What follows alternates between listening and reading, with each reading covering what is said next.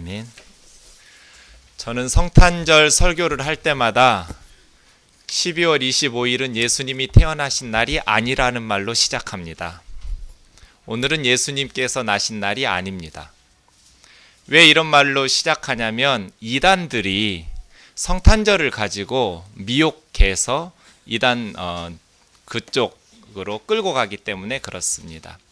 이단들이 말하기를 성탄절이라는 것은 성경에도 없는 절기이고 또 원래 12월 25일은 우상을 섬기던 이방신을 섬기던 날짜였는데 기독교인들이 이것도 알지 못하고 우상을 섬기던 날에 예수님이 태어나셨다라는 성탄절을 지킴으로써 사단에게 속아 넘어간다. 그렇게 가르치고 있기 때문에 그렇습니다. 기독교는 사단의 거대한 음모에 속아서 비성경적으로 신앙생활하기 때문에 구원을 받을 수 없다. 자신들이 성경대로 믿기 때문에 구원을 받는다. 이렇게 교회 다니는 성도들을 중심적으로 설득하면서 미혹하고 있습니다. 성탄절이 언제인지 예수님 태어나신 날을 성경에 기록되어 있지도 않고 초대교회에서는 성탄절을 지키지 않았었기 때문에 정확한 날짜를 알 수 없습니다. 기록에 찾아보니까 성탄절을 맨 먼저 지킨 것은 로마 교회인데 354년입니다.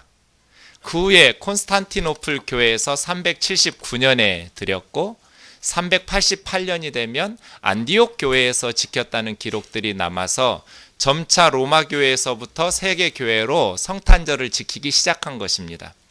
그러니까 예수님 사후 300여 년 이상 동안 성탄절이라는 것이 없었다가 나중에 예수님 세상에 오신 날을 기념하여 하나님 앞에 예배드리자 이러한 성탄절이 점차적으로 지켜지기 시작했으니 정확하게 예수님이 태어나신 날짜를 알 수가 없습니다.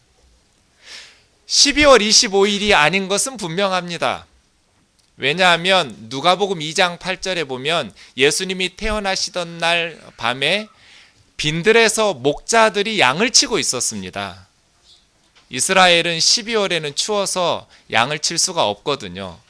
그러니까 아마 정확한 날짜는 알지 못하지만 12월인 추운 겨울은 아닐 것이다 라고 추측할 수 있겠죠.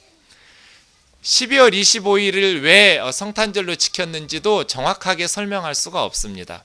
어떤 분들은 우상신 미트라스의 탄생 축제를 기독교 축제로 바꿨다라고 말하는 분도 있고 태양신을 숭배하던 날을 성탄절로 지키기 시작했다라고 설명하는 분들도 있지만 정확한 것은 알 수 없습니다. 12월 25일에 다 지키는 것도 아닙니다. 세계 나라들마다 성탄절 날짜가 다릅니다. 어느 나라는 1월에 지키기도 하고 어느 나라는 3월에 성탄절을 지키기도 합니다.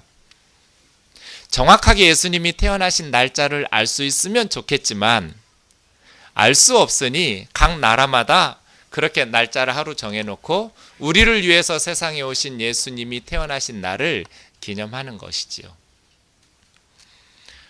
중요한 것은 날짜가 아니죠. 사건입니다. 광복절을 예로 들면 광복절에 있어서 중요한 것은 8월 15일이라는 날짜가 아닙니다. 우리가 일제 36년의 압제에서 벗어난 사건이 더 중요한 것이죠. 날짜가 중요한 것이 아니라 사건이 중요하듯이 성탄절도 예수님이 오신 날짜가 언제가인지 그걸 찾아낼 수도 없거니와 그 날짜가 중요한 것이 아니라 예수님이 오신 사건, 그 사건을 기억하면서 드리는 것이 더 중요한 것입니다. 요즘 이단들이 집집마다 배를 누르고 다니고 또 거리마다 무슨 설문조사 한다면서 성도들을 유혹하고 있습니다.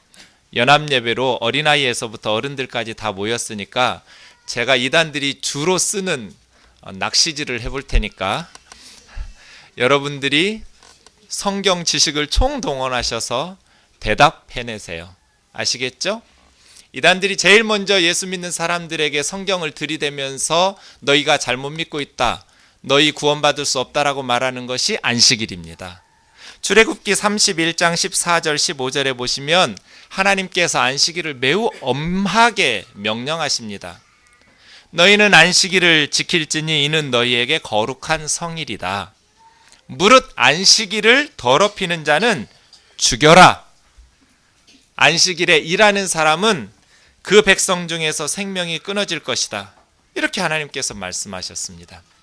안식일을 더럽히는 사람은 반드시 죽여라. 이것이 하나님의 명령입니다.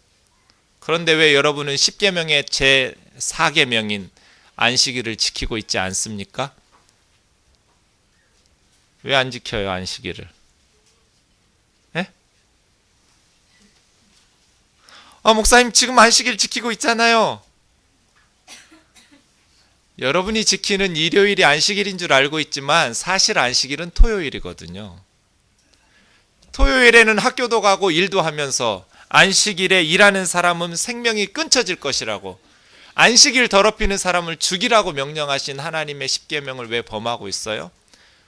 안식일에는 일하고 학교 가고 안식일도 아닌 일요일에 왜 쉬면서 예배드리냔 말이에요. 그러니 너희들은 구원받을 수 없다 이렇게 말해요. 사실은 일요일은 태양신을 숭배하는 날, 그래서 썬데이잖아요. 그런데 너희들이 사단의 음모에 속아서 안식일을 범하고 있다. 그러니 너희는 생명이 없다. 이렇게 가르치는 이단들에 대해서 여러분은 뭐라고 대답하실래요?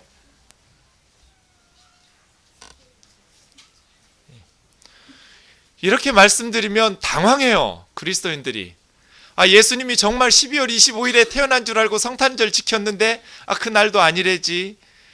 일요일이 안식일인 줄 알고 안식일 지켰는데 안식일도 아니래지. 성경을 들이대는데 성경 지식이 부족한 그리스도인들이 대답을 못하고 이단에게 넘어가는 것이죠. 너무나 많아요. 안식일은 성경에 예수님의 제자들이 날짜를 바꿨어요. 성경적 근거가 어디 있냐면 고린도전서 16장 1, 2절을 보세요. 사도 바울이 고린도 교회에게 뭐라고 명령하냐면 고린도전서 16장 3절에 보면 예루살렘 교회에 구제 헌금을 전달하려고 그랬어요. 예루살렘 교회가 기근 때문에 어려움에 처했을 때 다른 교회들이 우리가 예루살렘 교회를 도울 헌금, 연보를 좀 모으자. 그런데 고린도 교회의 바울이 내가 갈라디아 교회에도 명령한 것처럼 너희에게도 명령하는데 너희가 평소에 언제 모이라고 그랬어요? 매주간 첫날. 매주간 첫날이니까 몇 요일이에요? 일요일이에요. 일요일에 너희가 모일 때마다 각자 수입에 따라서 예루살렘 교회를 도울 수 있는 연보를 좀 모아놓아라. 그러면 내가 너희에게 갈 때 한꺼번에 헌금하지 않도록 평소 예배 때마다. 근데 예배 때마다가 언제예요?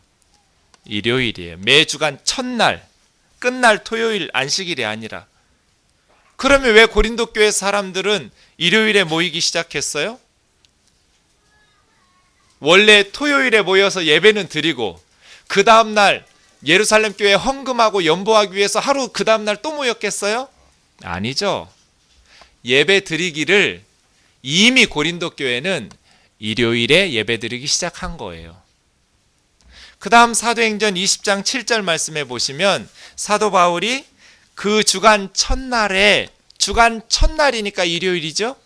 일요일에 떡을 떼려고 모였다고 그래요. 아니 왜 예수 믿는 사람들이 떡을 떼서 먹으려고 모였을까요? 이거 성찬식 하는 거예요. 지금 가톨릭에는 미사 예배 드릴 때마다 성찬식을 해요. 초대교회는 그랬어요. 그래서 떡을 떼려고 모였다는 것은 예수 믿는 사람들이 같이 떡 먹으려고 모였다라는 말이 아니라 예배드리러 모였다는 거예요. 근데 언제 예배드리러 모였다는 거예요? 그 주간 첫날 일요일에 예배드리러 모였다는 거예요. 이미 고린도전서의 16장에도 또 사도행전 20장에도 사도들은 일요일에 모여서 예배를 드리기 시작한 거예요. 요한계시록 1장 10절에 보면 사도 요한이 반모섬이라는 곳에 유배를 당해서 하나님의 요한계시록 내용의 계시를 받는데 그 날을 요한은 뭐라고 부르냐면 주님의 날이라고 불러요. 주님의 날이 몇 요일이었겠어요? 일요일이었어요.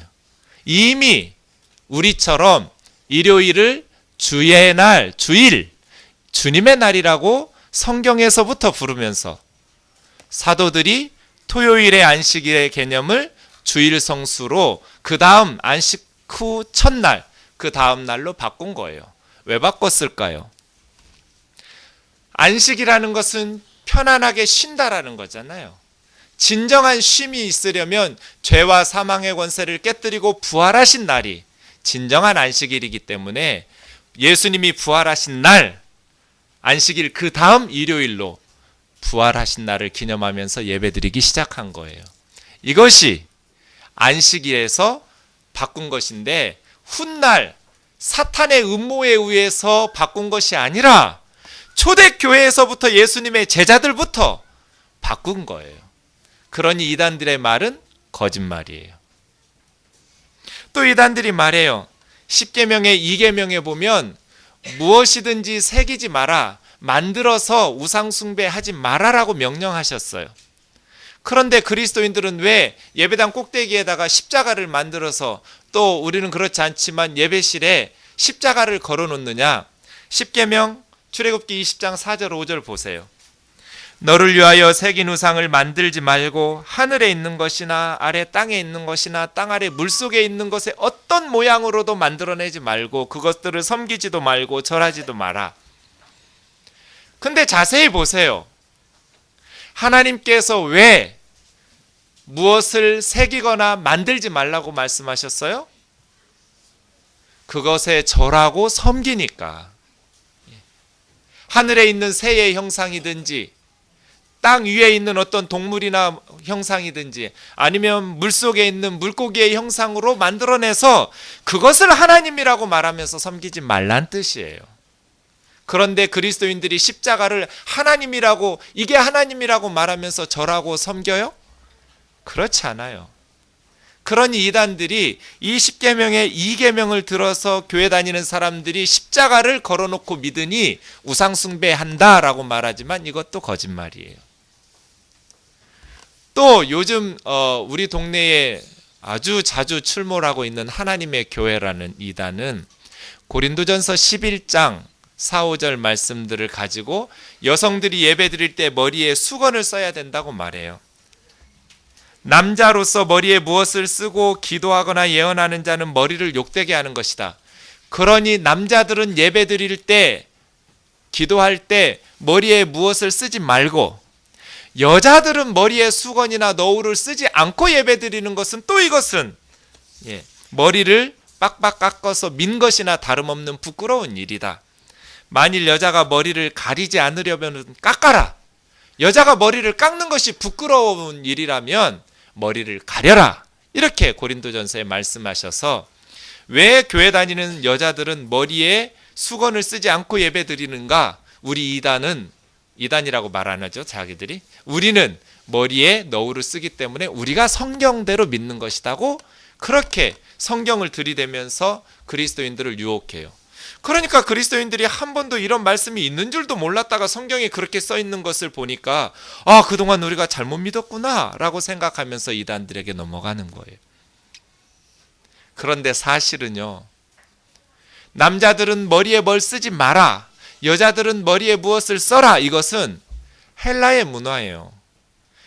그 당시 헬라 사람들이 다 공식적인 자리에서 남자들은 뭘 쓰지 않고 또 여자들은 무엇을 쓰고 했는데 교회 다니는 여자들이라고 해서 무엇을 쓰지 않고 그냥 다 훌러덩 벗고 기도도 하고 예언도 하고 하면 믿음 없는 사람들이 교회 왔다가 여기 이상한 곳이구나 하고 다 달아날 거 아니에요. 그러니까 쓰라는 거예요. 유대인들은 반대예요. 남자들이 키파라고 하는 것을, 동그란 것을 써요, 예배 드릴 때. 여자들은 쓰지 않아요. 그러니까 바울 시대에도 이미 유대인들은 남자들이 썼고 고린도와 같이 이방 지역, 헬라 지역에서는 남자들이 벗고 여자들이 썼던 것들을 존중하면서 말하는 거예요. 여자들이 머리에 수건을 쓰지 않고 예배를 드리니까 교회 다니는 것은 비성경적인 것이다 라고 말하면서 말하는 것은 아주 잘못된 거예요. 이 하나님의 교회라는 이단은 원래 안상홍 증인회라고 하는데 안상홍이라는 교주를 믿었어요. 1985년에 냉면 먹다가 돌아가신 분인데 중풍이셨어요. 이분은 원래 황원순 씨라는 분하고 결혼해서 애들 낳고 살았어요. 그런데 지금 안상홍 증인회는 넷째 부인인 장길자라는 부인이 이제 하나님 어머니가 됐어요. 2002년에 이들이 난리가 났는데 안상홍이 2002년에 재림한다라고 예언을 했거든요. 그래서 대전의 계룡산에, 왜 계룡산에 그렇게 모이는지 모르겠어요. 5천 명이 모였어요, 신도들이. 근데 재림했어요, 안 했어요? 안상홍은 다시 오지 않았어요. 그러면 이게 잘못된 것이구나 깨달아야 되는데, 그리고 나서 낸 책이 연기됐다라고 말하면서 신랑이 더디오므로 다 졸며 잘세, 좀 길어요?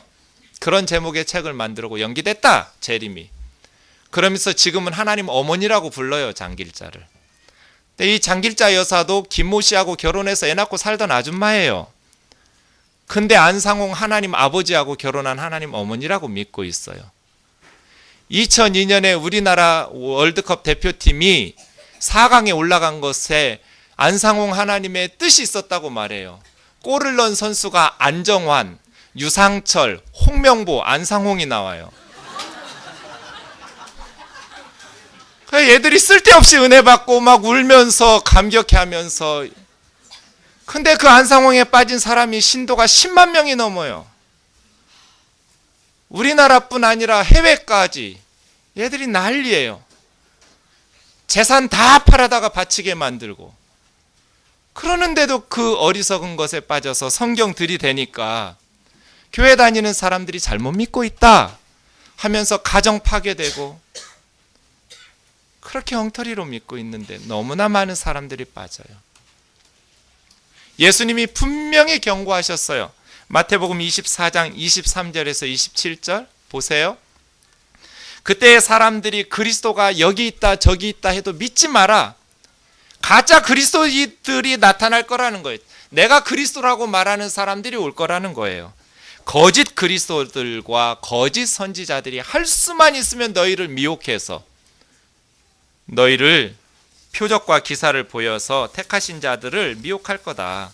내가 미리 너희에게 경고하는데 절대로 그리스도가 골방에 있다고 해도 쫓아가지 말고, 그리스도가 광야에 있다고 해도 믿지 말아라.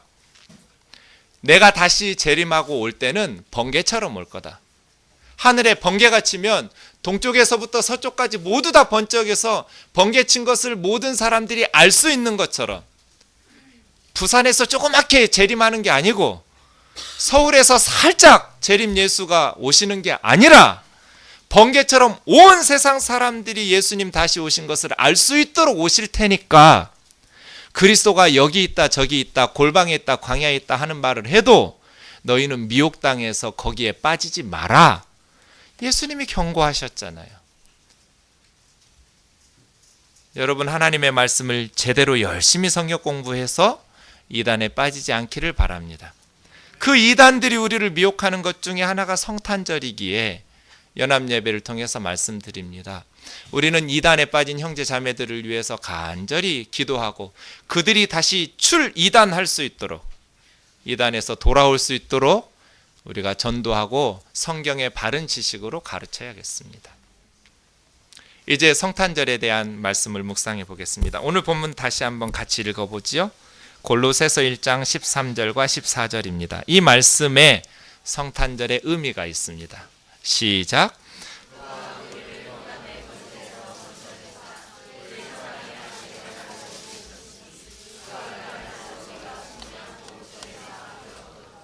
아멘. 지금 세상에는 두 개의 성탄절이 있습니다. 세상 사람들은 성탄절에 예수님이 오신 것에 대해서는 왜 오셨는지 관심 없습니다. 오늘 하루라도 세상 근심일랑 다 잊어버리고 흥겨운 크리스마스 캐롤, 또 예쁜 거리의 장식들을 즐기면서 세상 근심 잊고 오늘 하루 즐겁게 지내자, 이것이 세상 사람들의 성탄절입니다. 예수님이 왜 오셨는지 나같이 교회 다니지 않는 사람은 신경 쓸 필요도 없다고 생각합니다. 그건 교회 다니는 사람들이나 고민할 문제라고 생각하지요. 이것이 세상의 가장 큰 비극입니다. 세상 모든 사람들이 예수님이 세상에 왜 오셨는지를 알아야 되거든요. 그런데 사람들이 아예 관심이 없어요. 그저 성탄절에는 즐겁게 보내기로 작정하고 선물 주고받고 여행 다니고 그것이 전부예요. 예수님이 왜 오셨는지, 성탄절의 의미가 무엇인지 관심 없어요. 이게 비극이에요. 예수님은 왜 세상에 오셨어요? 13절 보세요. 그가 우리를 흑암의 권세에서 건져내사. 그가 누구예요? 하나님 아버지예요. 그 위에 보시면 12절 아버지 하나님이 우리를 흑암의 권세에서 건져내사 그의 사랑하는 아들의 나라로 옮기셨으니, 그의 사랑하는 아들은 누구예요? 하나님의 사랑하시는 아들 예수님이에요. 그러니까 예수님이 세상에 왜 오셨어요? 흑암의 권세에서 우리를 건져내셔서 하나님께서 사랑하시는 아들 예수님의 나라로 옮기시려고 오신 거예요. 예수님이 세상에 오신 이유는 우리를 이사시키려고 오신 거예요. 어디서 어디로 이사시켜요? 흑암의 권세, 어두움의 권세. 흑암의 권세는 무슨 뜻이에요? 흑암이 다스리는 곳, 어두움이 지배하는 곳, 어두움의 통치, 죄와 사망의 사탄의 나라예요. 죄와 사망 가운데 있는 어두움 가운데에서, 어두우니까 못 가죠. 절벽을 향해서 걸어가고 있는 사람들을 생각해 보세요. 어두우니까 계속해서 낭떠러지로 가서 떨어져 죽죠. 만약에 밝은 곳이 그 길을 비춰주는 빛이 있었다면 조금만 더 가면 내가 죽을 뻔했네. 돌이키겠죠. 어두우니까 계속 지옥으로 가죠. 죄와 사망의 길을 가요. 흑암의 권세예요. 예수님이 세상에 오신 이유는 이 흑암의 권세에서 우리를 건져내서 하나님의 사랑하시는 아들의 나라로 옮기시려고 오신 거예요. 저와 여러분이 예수님을 믿는다라는 것은 거주지를 옮기는 거예요. 우리를 이사시키기 위해서 죄와 사단이, 사망이 다스리는 사단의 나라에서 의와 생명으로 다스리시는 예수 그리스도의 나라의 백성으로 옮기시려고, 눈에 보이는 거주지가 옮겨지는 게 아니라 영적인 거주지가 옮겨지는 거예요. 우리가 예수님을 믿으면 서초구에서 강남구로 이사가는 것은 아니지만, 우리가 예수님을 믿고 영접하는 순간 영적으로 눈에 보이지 않는 우리의 거주지가 옮겨져서 이사된 거예요. 흑암의 권세, 죄와 사단의 나라에서 의와 생명의 빛의 나라로 옮겨진 거예요. 그래서 예수님이 우리를 옮기시려고, 건져내시려고 오신 거예요. 예수님께서 그렇게 옮기실 수 있는 이유가 14절에 나와 있어요. 왜 예수님을 믿으면 흑암의 권세에서 예수님의 나라로 옮겨지는가? 14절에 보시면 그 아들 안에서, 예수님 안에서 우리가 속량 곧 죄사함을 받았다고 그래요. 속량이라는 단어는 돈을 주고 해방시키는 것을 속량이라고 하고, 그 돈을 속전이라고 그래요. 몸값을 주고 전쟁에서 지면 포로가 되잖아요. 전쟁 포로 해방시켜 주는 거예요. 또 죄를 지어서 감옥에 간 죄수들을 풀어주거나 아니면 노예가 된 사람들을 풀어주는 것이 속량이에요. 그런데 구약 성경에 보면 무르기라는 단어가 많이 나오는데 속량이라는 단어는 사실 거기서 나온 단어예요. 예를 들어서 이스라엘 사람들이 살다가 가정이, 살림이 어려워졌어요. 자, 가난해졌어요. 그럼 어떻게 해야 돼요? 살다가 가난해졌어요. 먹을 것이 없어요. 다 죽게 생겼어요. 그럼 어떻게 해야 돼요? 어떻게 지하철역에 누워 있어요? 이스라엘의 지하철역이 어디가 있어요? 그때 구약이라니까.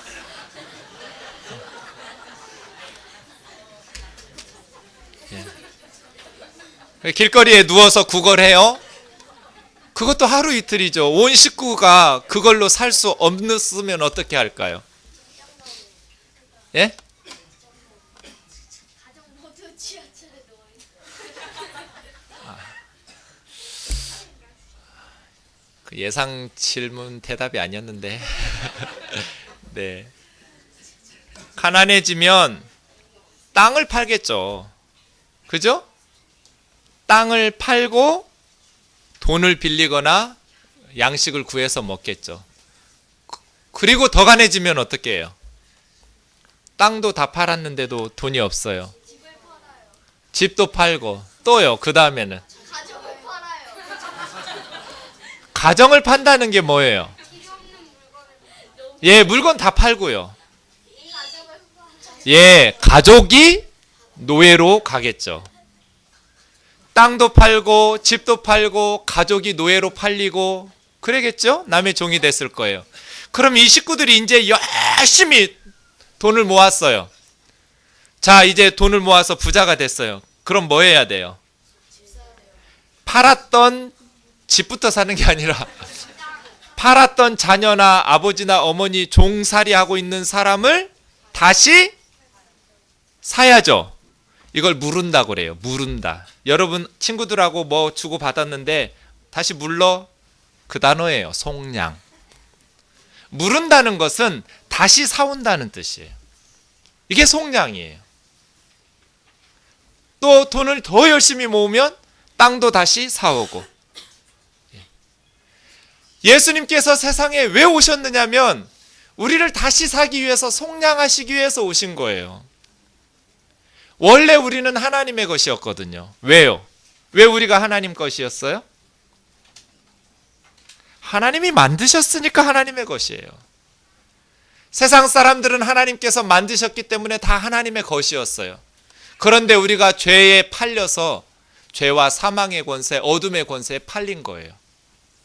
그래서 하나님의 심판과 저주 아래 있을 때 하나님께서 예수님을 세상에 보내주셔서 우리 죄를 예수님에게 다 뒤집어 씌워서 예수님을 우리 대신 십자가에서 저주하고 심판하신 거예요.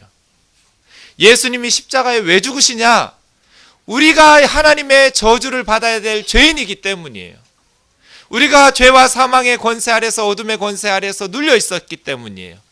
그런 우리를 위해서 하나님께서 예수님을 십자가에 내어주고 우리를 다시 사셨어요. 원래 우리가 하나님 것이었는데 죄와 사망의 어둠의 권세에 팔렸다가 다시 되사기를 하신 거예요. 속량이에요. 속량. 우리가 착하게 살아서 천국 가는 게 아니라, 우리가 머리가 좋아서 시험을 잘 봐서 천국 가는 것도 아니고, 돈이 많아서 그 돈을 가지고 천국 가는 티켓 사는 것이 아니라, 예수님이 우리 죄를 대신해서 십자가에 우리 죄값을 치렀기 때문에 우리가 다시 하나님의 소유로 속량된 거예요. 이런 종교가 세상에 없어요. 세상의 모든 종교는 다 자신의 힘으로 구원받는 거예요. 선행을 하거나 득도를 하거나 아니면 계율과 율법을 지키거나, 그거 다 인간의 힘으로 천국 가겠다고 노력하는 거예요. 그러나 하나님께서는 그러한 방식으로는 구원받을 수가 없어요. 암흑의 권세에서 건져낼 수가 없어요. 죄를 지으면 어떻게 해요? 절대로 그런 일이 없을 거예요. 절대로 그럴 일이 없는데 우리 예준이가 죄를 지었어요. 네. 그럼 어떻게 해야 돼요? 너 너무 과격하다. 목사님으로 바꿀게요. 네. 제가 운전을 하다가 신호를 위반했어요. 경찰 아저씨가 불렀어요. 스티커 벌금을 물도록 해요. 그럴 때 제가 죄 지은 거잖아요. 이제부터 착하게 신호 잘 지키면서 살게요. 착하게 살면 제가 신호 위반해서 죄 지은 것이 용서돼요? 아니요, 깜빵 가요. 안 돼요. 예.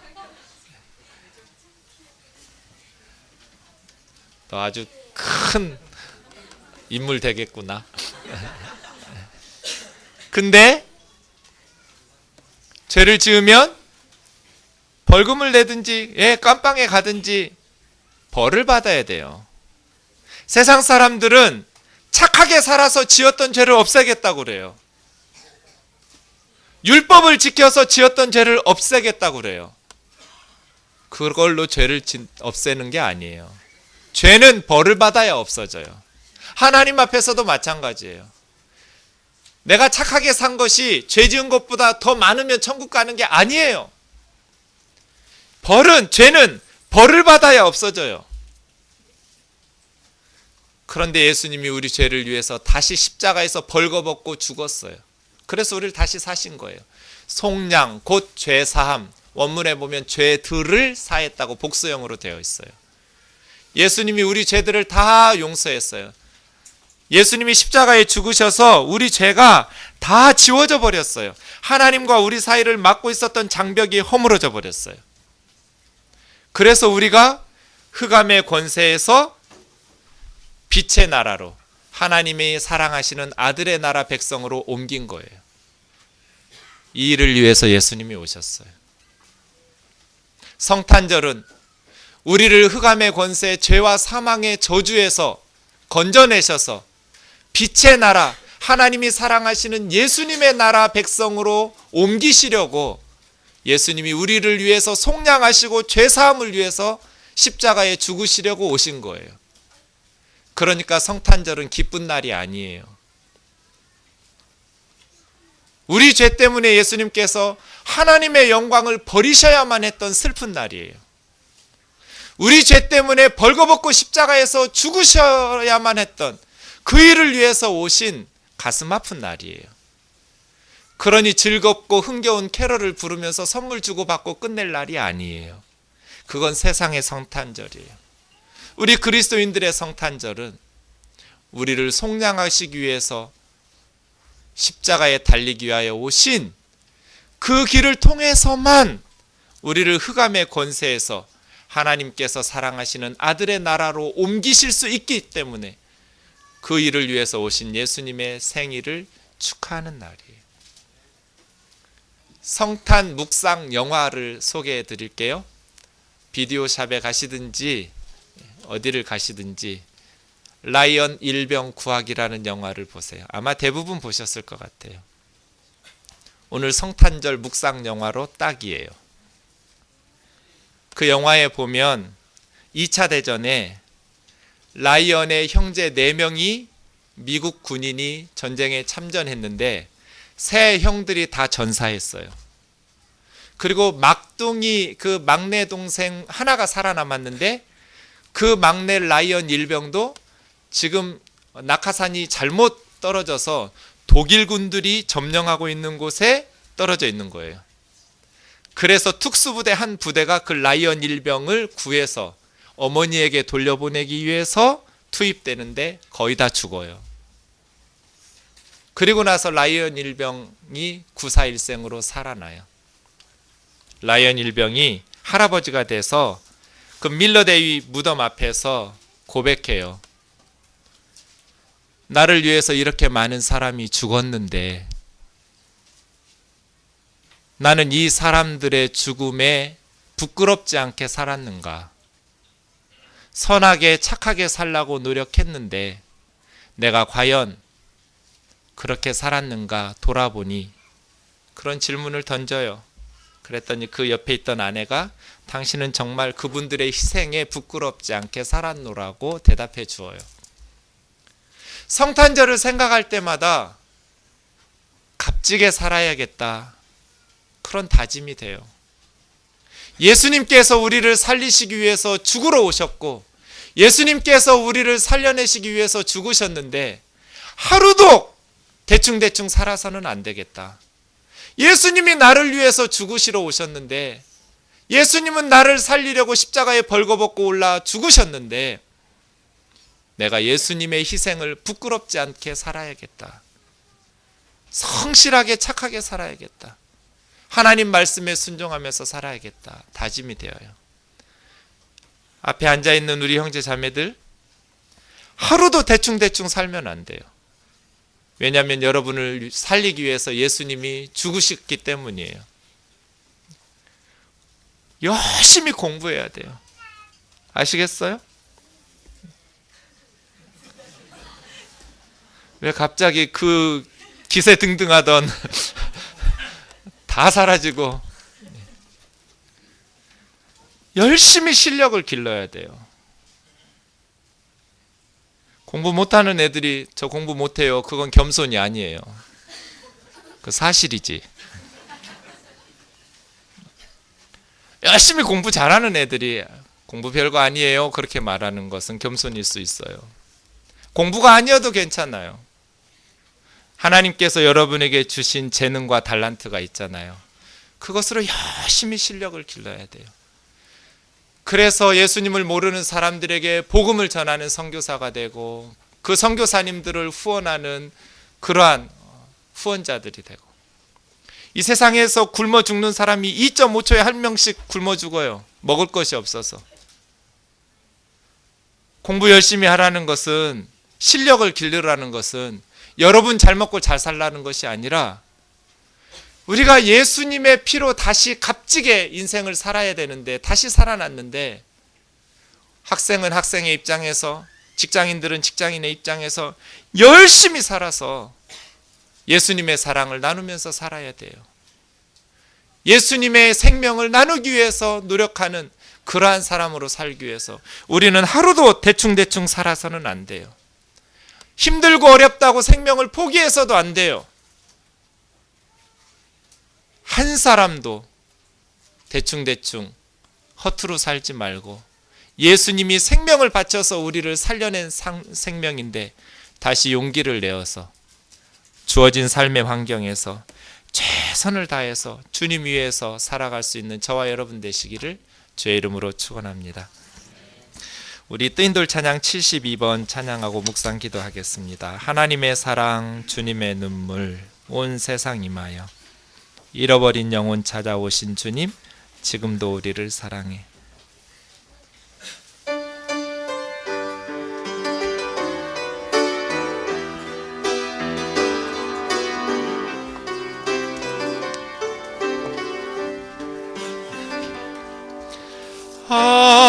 하나님의 사랑 주님의 눈물 온 세상 임하여 잃어버린 영혼 찾아오신 주님, 지금도 우리를 사랑해. 2000년 전 하늘 보좌 버리고 이 땅에 오신 주, 하나님 어린 양 되사 생명 주며 이를 증거하라 하시네. 나는 믿네 거저 받은 귀한 사랑, 그누가 대신하리요. 나의 생명 다할 때까지 그 사랑을 전하리라. 말씀 묵상하면서 같이 기도하겠습니다. 우리 그리스도인들은 성탄절을 그냥 보내면 안 됩니다. 우리의 생을 다짐하면서 기도로 보내야 됩니다. 값진 인생 살아갈 수 있도록 다짐하고 성령의 도우심을 구하며 살아야 됩니다. 예수님이 우리를 위해서 죽으러 오셨고 십자가에 죽어서 우리를 흑암의 권세에서 그의 나라로 옮기셨기 때문입니다. 우리를 속량하시고 죄 사함 주셔서 하나님과의 장벽을 허물으셨기 때문입니다. 기도합시다. 주님, 저의 하루하루가 값지게 살아갈 수 있도록 예수님의 십자가의 희생에 부끄럽지 않을 수 있도록 제 삶을 도와주시고 변화시켜 달라고 같이 기도하겠습니다. 살아계신 하나님 아버지, 주님 이 땅에 오신 것은 십자가의 고난을 지고 우리를 속량 곧 제사함을 위하여 오셨습니다. 자비로우신 하나님 아버지, 우리를 위하여 흘리신 그 보혈의 은혜가 헛되지 않도록 하나님, 우리를 살리시러 십자가에 오르신 예수님의 그 희생이 헛되지 않도록 하나님 이 죄인을 붙들어서 많은 죄의 자녀들을 천국의 항구에 인도하며 하나님의 거룩하신 사랑을 온 열방에 증거하게 하옵소서. 성탄의 아침, 우리를 흑암의 권세에서 하나님의 사랑하는 아들의 나라로 옮기시기 위하여 아낌없이 그 아들을 세상에 보내신 아버지 하나님의 크신 은혜와 사랑을 기억합니다. 그 사랑에 보답하며 헛되이 살지 않도록 저희의 삶을 인도하여 주옵소서. 예수님의 거룩하신 이름으로 기도합니다.